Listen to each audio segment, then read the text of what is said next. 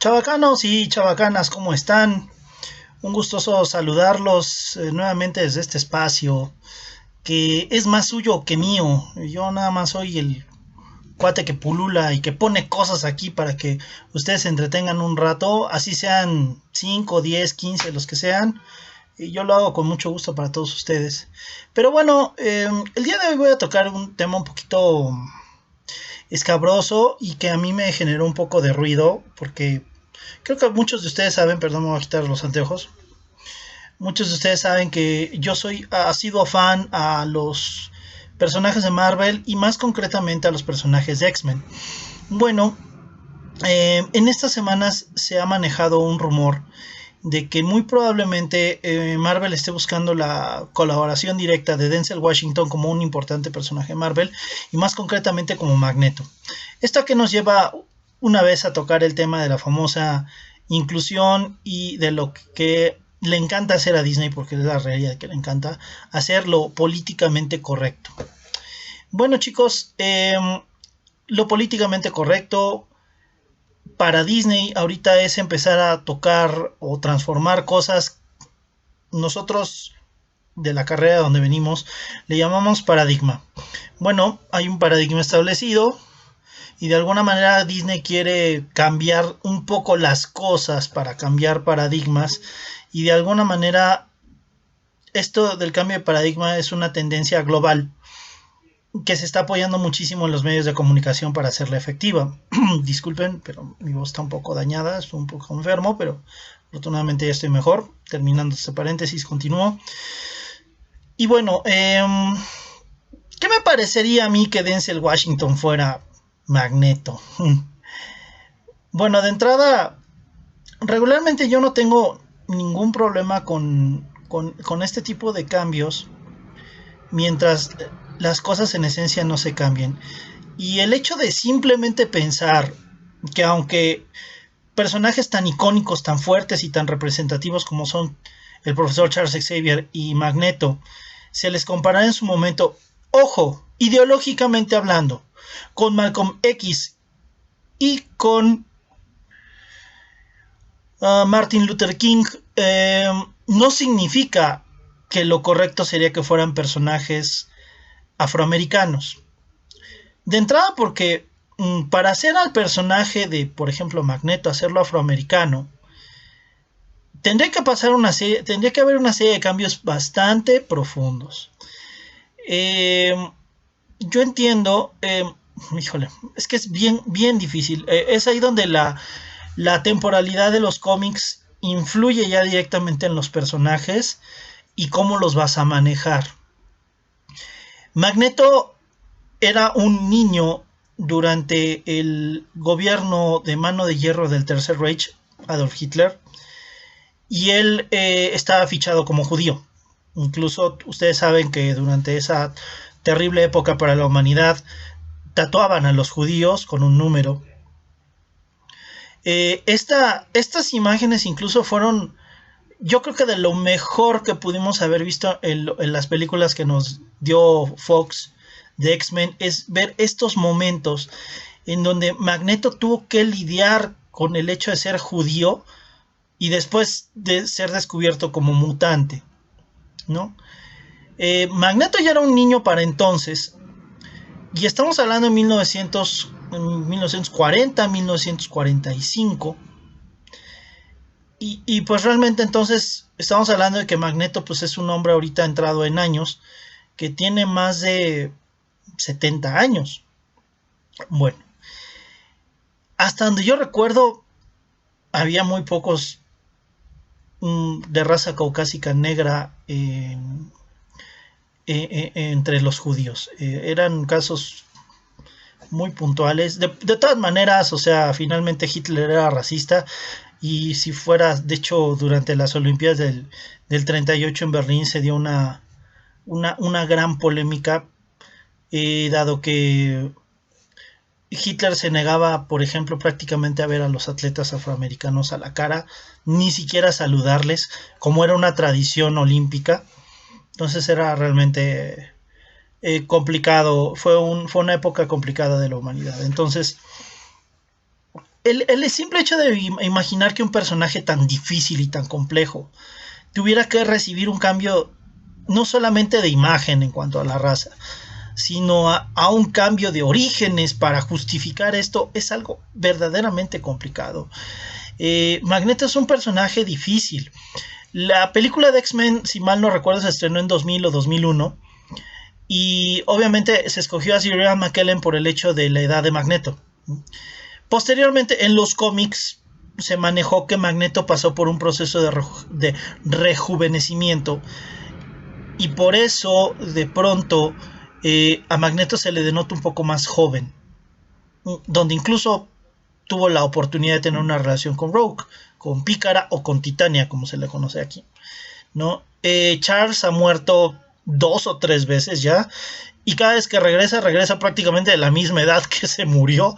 Entonces, ahí tratan de justificar siempre por qué, por ejemplo, Charles y Magneto más o menos son de la misma edad. Me parece que Charles es ligeramente más joven, pero de todas maneras, igualmente sería un hombre ya entrado en años. Entonces, creo que a lo mejor con Charles podrías hacerlo mucho más sencillo. La familia Javier, no obstante, también el origen sería complicado, porque la familia Xavier o Javier era una familia acaudalada, era una familia adinerada que tenía mucho dinero. Entonces, si lo adaptamos, aún adaptándolo a los tiempos modernos, hasta donde yo recuerdo, no había afroamericanos acaudalados en los 70. Ya empezaban a llamar la atención, es cierto, pero no había afroamericanos acaudalados en esa época. Entonces, insisto, justificar los orígenes con adopciones o con cosas así es brutalmente complicado. Creo yo que de fondo puedes adaptarlo de muchas maneras, pero no volviendo a los afroamericanos, porque cuando tienes que, no es que yo esté en contra, pero cuando tienes que cambiar orígenes es cuando yo brinco. Y tenemos ya muchos ejemplos de lo que ha estado pasando y de lo que está haciendo Disney. No obstante, y les hago la observación, Disney lo ha venido haciendo con personajes no principales, no personajes core. El primer ejemplo que tuvimos de esto fue evidentemente el cambio de raza de Nick Fury. Nick Fury lo vimos, ya lo habíamos visto en Ultimates, cuando se estrenó este universo alternativo de Marvel en donde querían actualizar las historias, y fue el primer cambio agresivo que vimos. Yo la primera impresión que me dio es que, pues dije, ese no es Nick Fury. Pero bueno, hay que entender que cuando el universo Marvel nació, todo estaba preponderantemente gobernado por blancos. No había tantos afroamericanos en el poder y todo eso. Y ya en los 70 es cuando empezamos a ver este extraño boom de personajes afroamericanos. A mí me vienen a la mente 3 en este momento. Uno más propiamente a principios de los 80. Blade, Luke Cage y Falcon. En este momento uno de ellos muy importante, porque Blade llegó al cine con Wesley Snipes y realmente encantó esa versión de Blade que hizo Snipes, muy buena. Voy a esto. ¿Por qué trastocar los orígenes de fondo de icónicos personajes? Ya lo había tanteado en alguna ocasión con La Sirenita. ¿Cómo vas a hacer a una princesa noruega o sueca, que la raza preponderantemente es blanca, que la vas a justificar y la vas a volver afroamericana? Bueno, afroamericana pelirroja, ¿no? Entonces, con Nick Fury el cambio más que nada fue para modernizarlo y no estuvo tan mal. O sea, me parece que lograron hacer un buen trabajo. En el universo, en el mainstream de Marvel, lo lograron acomodar bastante bien. Se deshicieron del Nick Fury viejo, por así decirlo, lo volvieron una especie de avatar que liga el pasado con el presente y con el futuro, y está bien. Pero bueno, ya empezar a trastocar orígenes de personajes ya no está tan padre. Si se fijan, Los otros cambios que hemos visto, los hemos visto en personajes meramente secundarios. El caso de Flash Thompson, que lo volvieron como, no sé, tiene rasgos como hindú. Netless, que es un chino japonés moreno. MJ, que quieren hacer como que es Mary Jane, pero pues no sabemos todavía si es Mary Jane o no es Mary Jane. Pero ya es como latina afroamericana y bueno, y ahora resulta ser que Valkyria va a ser lesbiana y las chicas de DC Comics de Gotham City Siren, bueno, de esta, ¿cómo se llama? Birds of Prey van a ser lesbianas y ahora todos quieren ser gays y ahora viva toda la onda transexual. Insisto, está muy bien que los más media quieran hacer su campaña mundial, invasiva y casi casi impositiva de inclusión y de lo políticamente correcto, porque me parece que todos los seres humanos en este planeta merecemos respeto y que continuemos las líneas que son las correctas para demostrarnos respeto y amor los unos a los otros. Pero lo que no se vale es que cuando hay algo que es muy impuesto, que es muy icónico, que es muy importante, lo quieras cambiar así.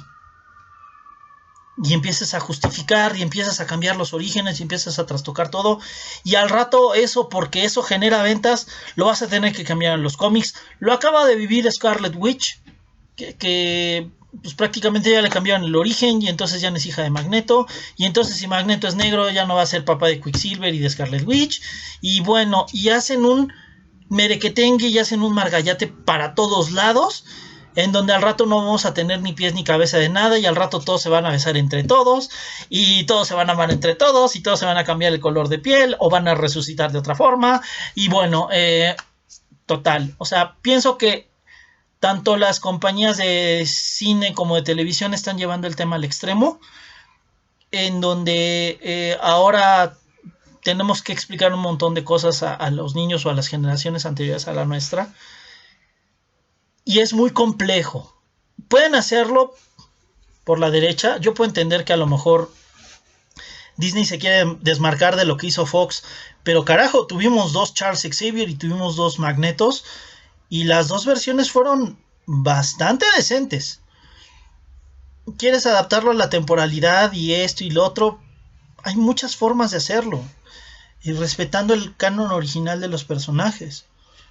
¿No? Yo creo que ahora por los años en los que vivimos y para adaptarlo al UCM, que además el UCM ya va 5 años adelante, eh, híjole, vas a tener que hacer algo, vas a tener que hacer un movimiento brutal, ¿no? Por ejemplo, a mí se me está ocurriendo, no sé, tal vez es una idea, que a lo mejor no sea Magneto el sobreviviente del holocausto, sino el papá de Magneto, tal vez, ¿no? Y que le diga algo así como, hijo, venga mi muerte, tú y yo somos iguales, venga mi muerte, algo así, ¿no? No empiezas a hacer cosas alocadas, ¿no? Ahora vas a poner a que Magneto era miembro de las Panteras Negras, de este grupo radical negro que vivió durante precisamente la época de Malcolm X y Martin Luther King, o sea, vas a tener que inventarte algo brutal, ¿no? Cuando puedes hacer, insisto, muchas cosas más. Probablemente vayan a tomar el origen del universo Ultimate para estos personajes, pero trastocar de esta manera, ya con lo de la sirenita ya tuvimos. Realmente, se los juro de verdad, a mí no me interesa que la tía May sea más joven, que sea más chica yeye, de hecho me agrada el asunto. Si Flash Thompson en vez de ser un bully, un bravucón, porque ahorita el bullying se presenta de muchas formas, no me interesa si es fortachón o es un hindú medio nerdesco. No me interesa, porque al final del día es un personaje de soporte, es un personaje de apoyo. Pero hacerle esto a Charles y a Magneto me parece incluso una falta de respeto a los personajes. Y no por sus ideologías, porque insisto, incluso los comparaban con los usodichos Malcolm X y Martin Luther King, pero híjole, yo como fan duro de X-Men no lo concibo. Al rato les va a dar igual cambiarles la raza, la etnia, la nacionalidad. Les va a valer un pepino. Se supone que por eso en el título de reestreno de X-Men en los 70 por eso se supone que revolucionó a los cómics, porque primero eran un grupo de niñitos mimados que sí, que tenían habilidades especiales y se les consideraba especiales, y luego el equipo se internacionalizó de esa manera, ¿no? Tenían un canadiense chaparrito, un escocés, un alemán monstruoso, un ruso, una africana, vaya, la diversidad colectiva cultural dentro de los X-Men ya existe. ¿Para qué le metes más cosas que ya no tiene sentido? Hacen que pierda el sentido y hacen que pierda muchas veces el interés. O sea, ya tienes a Black Panther, tienes a su hermanita Shuri, tienes a Falcon que ahorita tiene una titánica tarea por llenar los pantalones del Capitán América. Eh, tienes, no sé, tienes un montón de cosas ahí que puedes hacer. Tienes a Luke Cage, puedes hacer a Jessica Jones, que jamás ha sido un personaje super top. Lo puedes hacer afroamericano. Insisto, puedes darte ese lujo de... Incluso con Nick Fury se valió porque Nick era un personaje, sí importante, pero era un personaje meramente de relleno que daba pie para muchas historias, pero lo podías hacer con él. Pero imagínense qué hubiera pasado si hubiéramos visto a un Thor afroamericano o un Thor pelirrojo, no sé. Cuando esto ha ocurrido en los cómics llega un momento en que no funcionan. El escritor a veces es muy bueno y hace grandes historias, pero no cuajan, no terminan de cuajar. ¿Por qué en el cine sí? ¿Por qué a los niños les vas a tener que inventar que pasaron ciertas cosas? Caray, no sé ni qué más decirles. Bueno, chicos, les agradezco una vez más que me hayan visto. Déjenme su opinión de este tema que realmente es brutalmente escabroso y difícil de platicar. Soy Teto Jaibe, el ruco de los cómics. Nos estamos viendo y pues a esperar a ver qué pasa. Bye.